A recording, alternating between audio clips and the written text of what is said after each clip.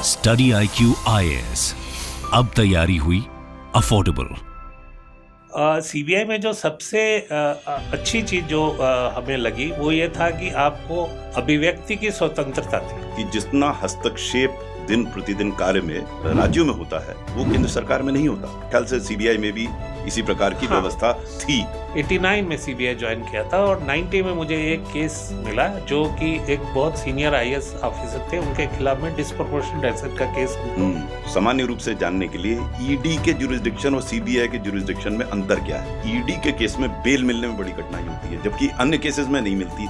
ऐसा क्या विशेष व्यवस्था है ईडी के केस में कि बेल नहीं मिल पाती लोगों को। बातचीत के चौथे एपिसोड में आपका स्वागत है। आज हमारे साथ हैं श्री नवनीत वासन।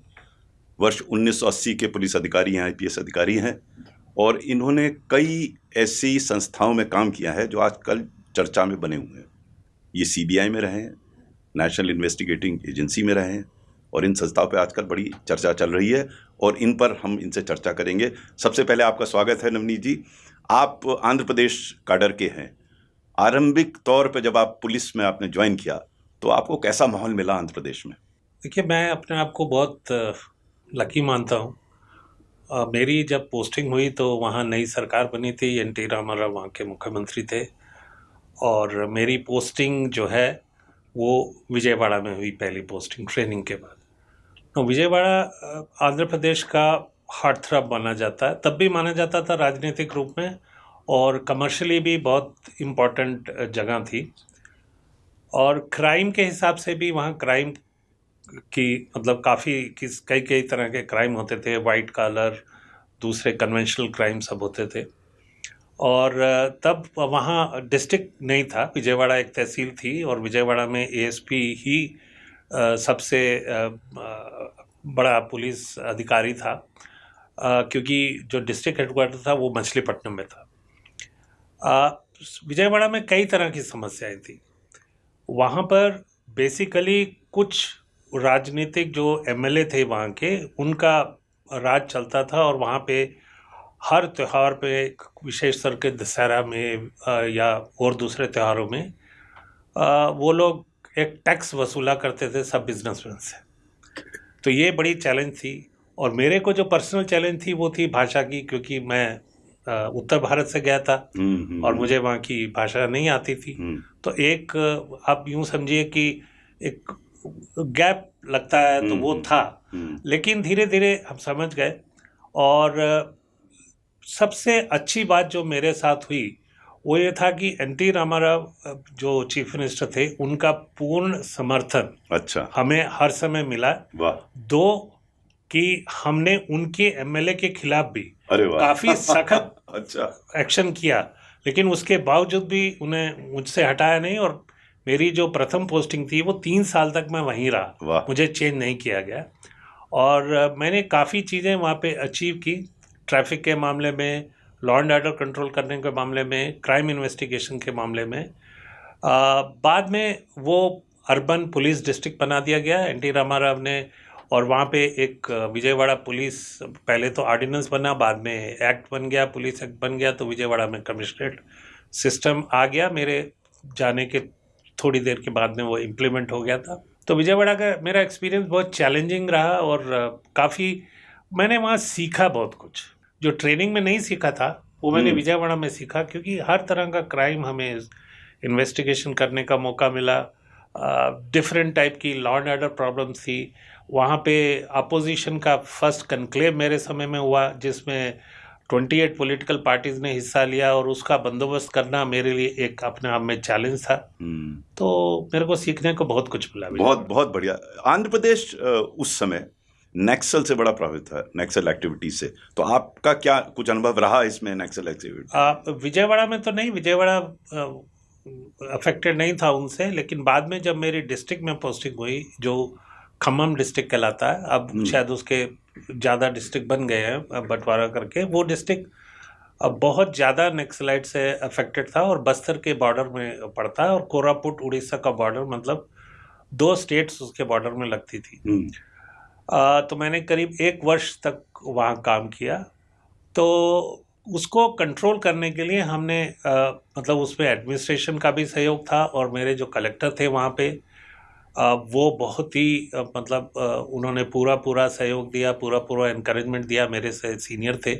और हम लोगों ने कई तरह की स्कीम मिलके वहाँ चलाई जो एरियाज़ अफेक्टेड थे, और जो ट्राइबल्स जिनके साथ में अन्याय होता था या जो जाति होती थी, उसको हमने विशेष तौर से पुलिस के लेवल पे और एडमिनिस्ट्रेशन के लेवल पे उसको एक तवज्जो दी, ताकि उन लोगों को ये नहीं लगे कि एडमिनिस्ट्रेशन में उनकी सुनवाई नहीं है या पुलिस उनका साथ नहीं देती है। तो उसका असर देखने को मिला, और मेरे 1 वर्ष के कार्यकाल में कोई ऐसी घटना नहीं हुई कि जिसको अखबारों में सुर्खियाँ मिली या कुछ मर्डर हुए, कुछ नहीं हुए। तो काफ़ी हमको मिला। आपने बहुत सही फरमाया। सामान्य रूप से ये धारणा रहती है कि एक और जहां नक्सलवादियों के अगेंस्ट स्ट्रिक्टेस्ट ऑफ एक्शन होना चाहिए, सामान्य नागरिक को अपने साथ लेने के लिए, प्रशासन के साथ लेने के लिए वहाँ पे विकास करना, वहाँ पे प्रशासन की उपस्थिति, प्रशासन की एक्सेसिबिलिटी एक बहुत महत्वपूर्ण अंग है। और जो हम लोगों को भी जानकारी मिली, बाहर के लोगों को भी, उनसे भी हमें आभास हुआ कि आंध्र प्रदेश में जो सक्सेस मिली नक्सल के अगेंस्ट, वो इस कारण मिली कि एक और तो स्ट्रिक्ट एक्शन हुआ नक्सलवादियों के विरुद्ध, और साथ ही साथ वहाँ के जो जनसाधारण हैं, जन सामान्य हैं, उन लोगों को प्रशासन ये साथ लेने का प्रयास किया गया विकास के माध्यम से। क्या ये मेरा चिंतन या सोचना या नहीं, ये बिल्कुल सही है, आपने बहुत सही कहा है, और ये मेरा अपना एक्सपीरियंस भी है। जैसे हम एक बार किसी बहुत दूर दराज के गांव में इंस्पेक्शन के लिए गए थे। वहाँ पे पुलिस चौकी थी, स्टेशन नहीं था, पुलिस चौकी थी, और उस पुलिस चौकी पहुँचने के लिए आपको 12 किलोमीटर पैदल चलना पड़ता था। कोई भी रास्ता नहीं था, ऊबड़ खाबड़ रास्ता था जिस पे आपको पैदल चलना। वहाँ पे एक छोटा सा प्राइमरी स्कूल था 2 कमरे का, तो वहाँ अध्यापक कभी नहीं जाता था। और जब मैंने कलेक्टर से बात किया, जब मैं वहाँ आया कि भाई वहाँ के लोगों को समस्या है, वहाँ अध्यापक जाता ही नहीं है, और वहाँ जो प्राइमरी हेल्थ सेंटर है वहाँ पे डॉक्टर भी कभी 1 महीने में 1 बार जाता है या नहीं जाता है, तो उन लोगों के पास कोई नहीं है। तो वो कोई भी अगर मुसीबत में होते हैं या कोई भी दिक्कत होती है, तो उनको जो नक्सलाइट्स है वो आके उनकी मदद करते हैं, वो उनको कहीं हॉस्पिटल ले जाते हैं, कैसे भी ले जाते हैं, और उनके अपने डॉक्टर्स हैं कुछ जो नक्सलाइट बन चुके हैं। तो उसके बाद हमने इंश्योर किया कि उस गांव में अध्यापक जाए और प्राइमरी हेल्थ सेंटर में कम से कम 3 दिन डॉक्टर विजिट करें, तो उस चीज़ों का बहुत असर पड़ता है। और बाद में उसी गांव से हम लोगों को वही लोग समाचार भी देने लगे कि भैया यहाँ नक्सलाइट इकट्ठे हो रहे हैं, या उनका मीटिंग है, या उनके पास आर्म्स है, उन्होंने यहाँ छुपा के रखे हैं। तो दोनों तरफ से ये काम करती है। एक तो जनता आपके साथ आती है, दूसरा जो आपका फर्ज है कि जनता की सेवा करना, आप उसमें कामयाब होते हैं, और तीसरा आपको इन्फॉर्मेशन भी मिलती है। बिल्कुल बिल्कुल। तो ये बिल्कुल आपने आप आंध्र प्रदेश में थे जब आंध्र प्रदेश का बाइफरकेशन हुआ तेलंगाना और आंध्र प्रदेश मैं तब नहीं था, लेकिन मैं एक कमेटी का हिस्सा था जो गवर्नमेंट ऑफ इंडिया ने बनाई थी एसेट्स के डिवीजन के ऊपर। अच्छा। तो उस वक्त काफी मारपीट हुई थी, मेरे सुनने में आया। तो काफी दिक्कतें थी, और मेरे हिसाब से वो विभाजन जो किया गया वो बहुत दुर्भाग्यपूर्ण था। ये मेरा पर्सनल सोचना है कि होना नहीं चाहिए था, क्योंकि अल्टीमेटली उसका नतीजा आप देख रहे हैं कि दोनों जो रेवेन्यू सरप्लस एरिया है वो तेलंगाना में रह गया, और जो रेवेन्यू शॉर्टफॉल है वो आंध्रा, उस एरिया में आंध्रा में चला गया। तो उससे काफ़ी आंध्रा को काफ़ी दिक्कत हुई है, जो सामना कर रहे हो, और बार बार डिमांड होती है कि उनको स्पेशल स्टेटस दिया जाए या स्पेशल ग्रांट दी जाए, तो वो दिक्कत हुई है। उसके अलावा दोनों एक ही भाषा बोलते हैं, लोग एक ही तरह से रहते हैं, तो डिवीज़न मेरे हिसाब से ठीक नहीं था। कई लोगों का ये मत था कि ये डिवीज़न आवश्यक नहीं था, और डिवीज़न के फलस्वरूप जो आर्थिक समस्याएं उत्पन्न हुई हैं, विशेषकर आंध्र प्रदेश में, जो आप सही फरमा रहे हैं कि रेवेन्यू शॉर्टेज है वहाँ पर, और आंध्र प्रदेश में विशेष समस्या है, और ये क्रिएट हो गए। तो ये कहना ठीक होगा कि पूर्णतः एक राजनीतिक निर्णय था, इसमें आर्थिक दृष्टिकोण से इट वॉज अ डिजास्टर। हाँ, मैं शायद इस बात से सहमत हूँ कि ये राजनीतिक ही फैसला था। इसका कोई दूसरा औचित्य नहीं था कि दोनों स्टेट्स को डिवाइड किया जाता, और ये भी नहीं था कि एडमिनिस्ट्रेशन में कोई किसी तरह की प्रॉब्लम थी या दिक्कत थी।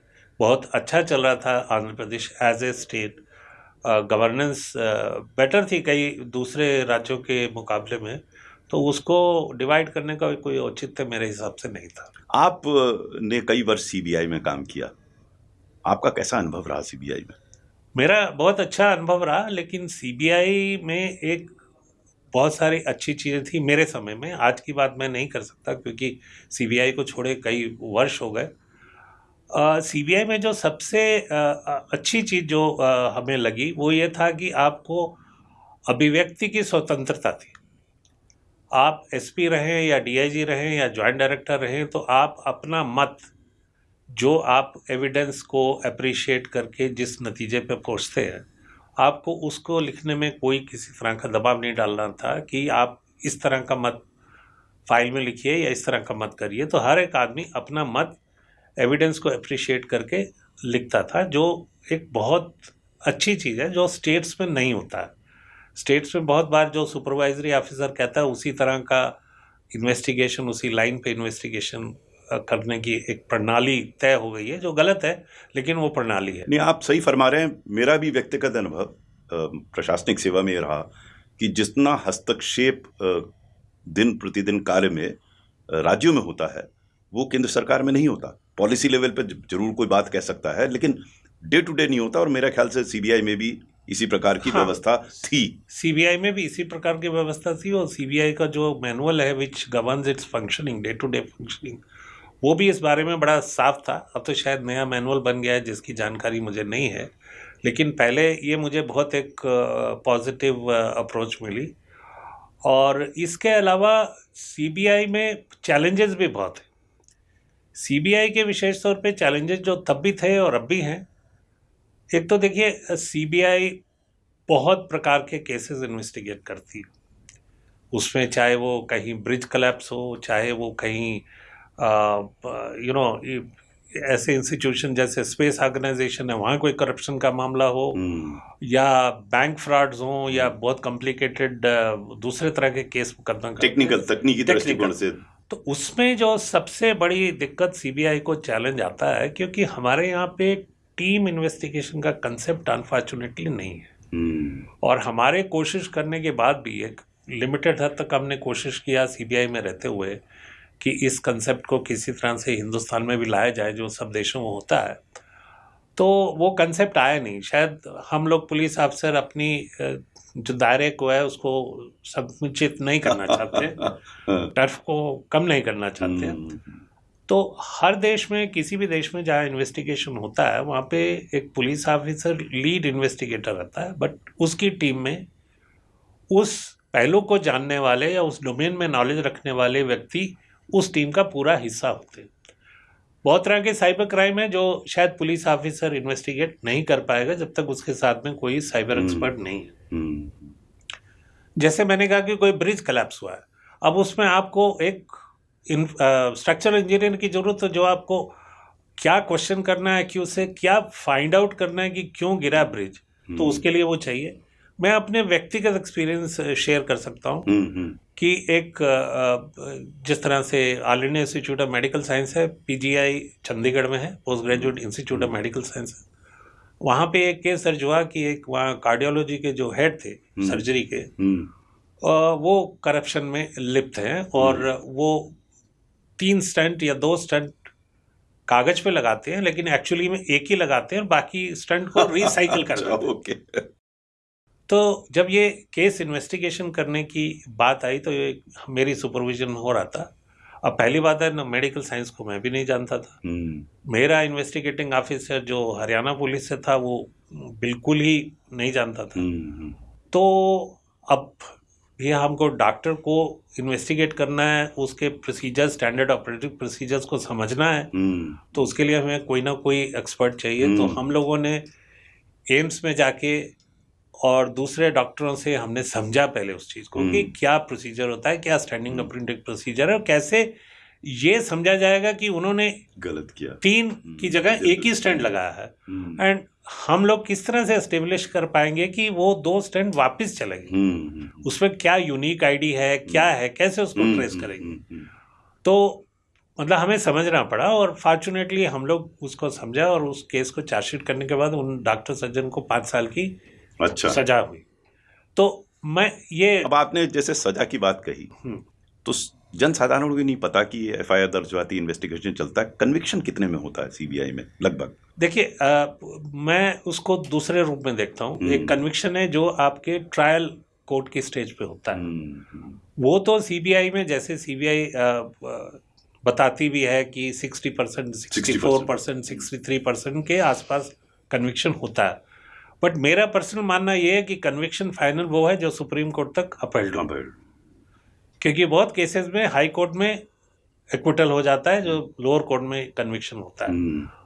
तो मेरा रफ एस्टिमेट होगा कि 40 से 45% से ज्यादा कन्विक्शन नहीं हो। फिर भी सामान्य से ज्यादा, सामान्य से बहुत ज्यादा है। उसका कारण समझने की जरूरत है कि सीबीआई बहुत कम केस दर्ज करती है। करेक्ट। इन्वेस्टिगेटिंग ऑफिसर वहां पे 1.25 केसेस ही एक साल में इन्वेस्टिगेट करता है, और जिसमें से कोई बहुत सारे केस ऐसे होते हैं जो बहुत छोटे होते हैं, जैसे ट्रैप केस होता है, किसी को रंगे हाथों रिश्वत देते पकड़ा है, वो छोटे छोटे केस होते हैं, उनमें ज्यादा समय नहीं लगता है। तो बड़े केसेस के लिए भी जो सीबीआई में इन्वेस्टिगेटिंग ऑफिसर है उसको समय की काफी उसको मिलता है, जो कि लोकल पुलिस में करेक्ट। लेकिन जैसे आजकल ईडी बड़ी चर्चा में है, और जो सामान्य मैंने पढ़ा इंटरनेट में, तो वहाँ कन्विक्शन रेट बहुत कम है। वहाँ भी तो यही व्यवस्था होगी, ऐसा क्यों है? वहाँ क्यों कन्विक्शन रेट कम है? अब उसके दो है। एक तो देखिए, सीबीआई हो या ईडी हो, एक तो ट्रायल बहुत लंबे समय तक चलता है। तो जो केस आज दर्ज हुआ है उसका नतीजा आपको मिलेगा 6 या 7 साल या 10 साल के बाद।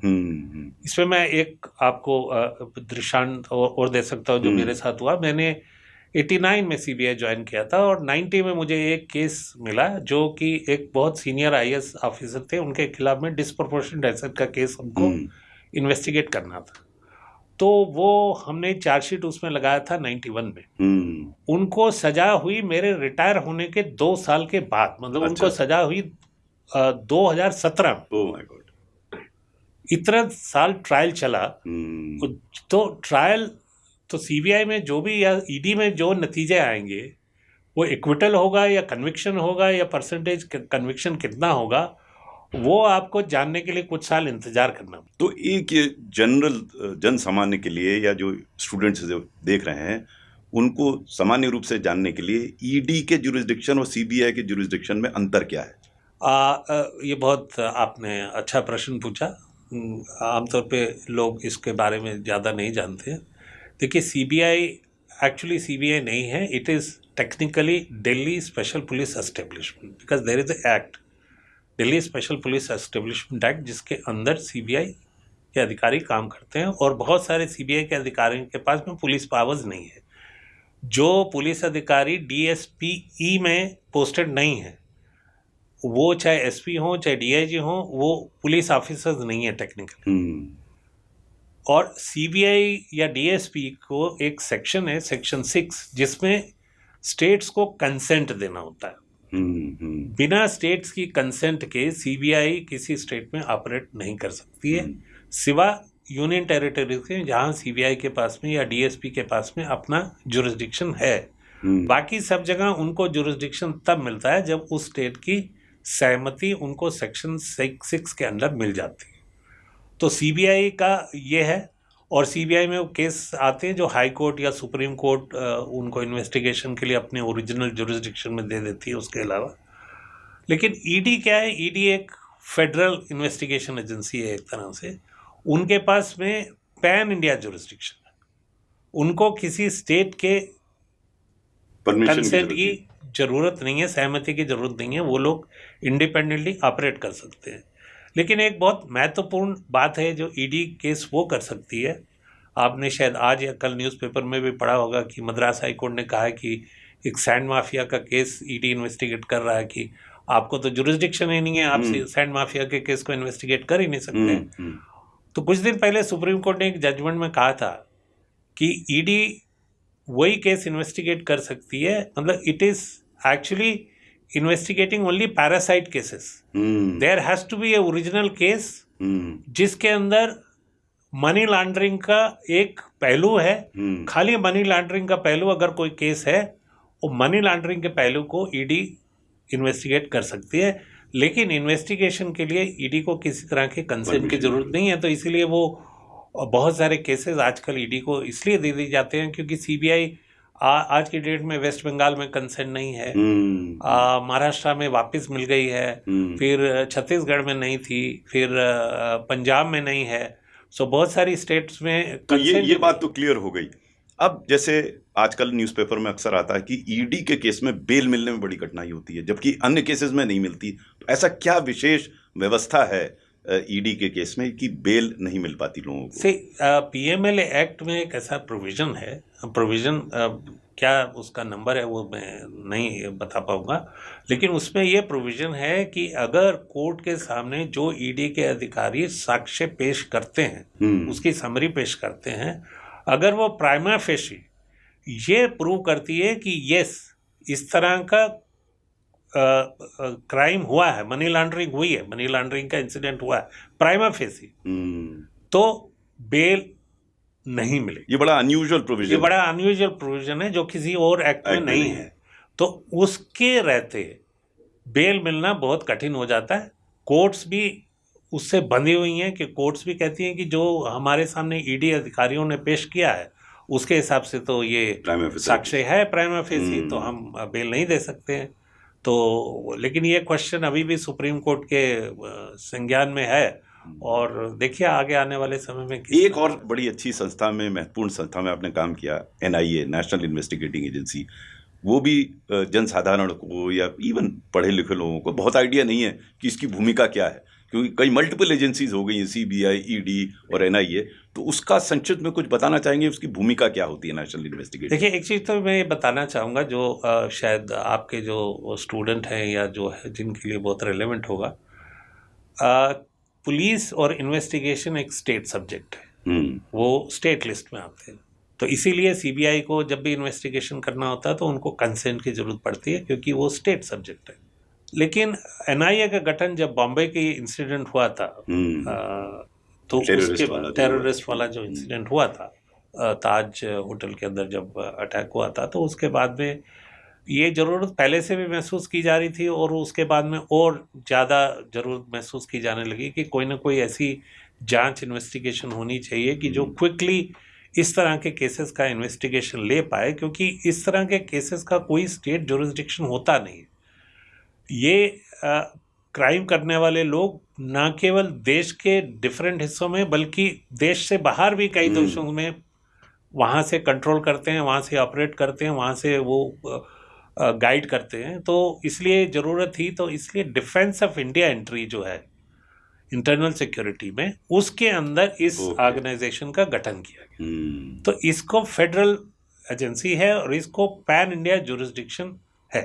तो इसके लिए किसी स्टेट के कंसेंट की, सहमति की ज़रूरत नहीं है केस को इन्वेस्टिगेशन करने के लिए।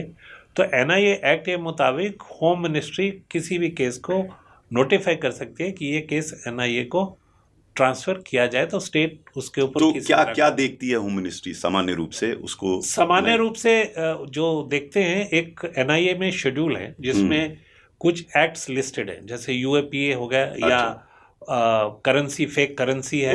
तो कुछ एक्ट्स हैं कि ये जो क्राइम है उन कानून के दायरे में पड़ता है। इम्प्लीकेशन उसका नेशनल है, नेशनल है और उसके दायरे में पड़ता है, और